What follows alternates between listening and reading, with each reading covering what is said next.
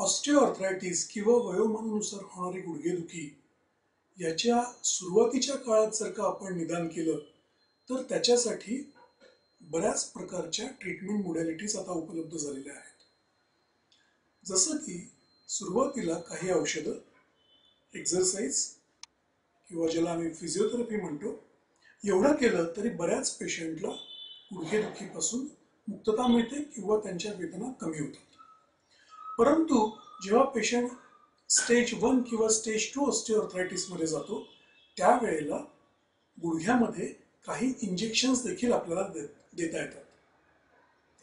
मग कोणत्या प्रकारचे इंजेक्शन्स याच्यासाठी उपलब्ध आहेत असं आपण बघितलं तर एक सोडियम हायलुरोनेट नावाचं एक इंजेक्शन येतं, ज्याच्यामध्ये हायलुरोनिक ॲसिड हे एक प्रकारचं वंगणाचं काम आपल्या गुडघ्यामध्ये करतं आणि हे इंजेक्शन आपल्या गुडघ्यामध्ये दिल्यानंतर आपल्या वेदना कमी होतात, गुडघ्याचा गुळगुळीतपणा थोड्या अंशाने वाढतो, गुडघ्याच्या आतील जे कार्टिलेज आहे त्याचं पोषण व्यवस्थित होतं आणि बऱ्याच अंशी पेशंटला 1 ते 2 वर्षापर्यंत गुडघेदुखीपासून किंवा वेदनेपासून पूर्णपणे मुक्तता मिळते.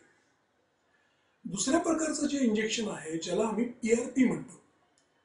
PRP म्हणजे प्रोटीन रिच प्लाझ्मा.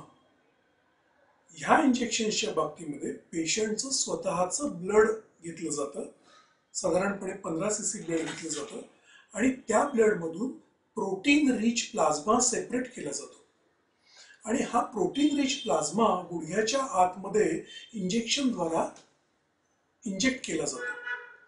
अशा प्रकारचं PRP इंजेक्शन दिल्यानंतर कार्टिलेजची झीज भरून यायला मदत मिळते. काही ठिकाणी जिथे हायलाइन कार्टिलेज खराब झालेलं असते तिथे फायब्रो कार्टिलेज तयार होतं आणि त्याचा एकत्रित परिणाम म्हणून पेशंटची गुडघेदुखीपासून मुक्तता होते किंवा वेदनेपासून पेशंट अधिक काळापर्यंत दूर राहू शकतो.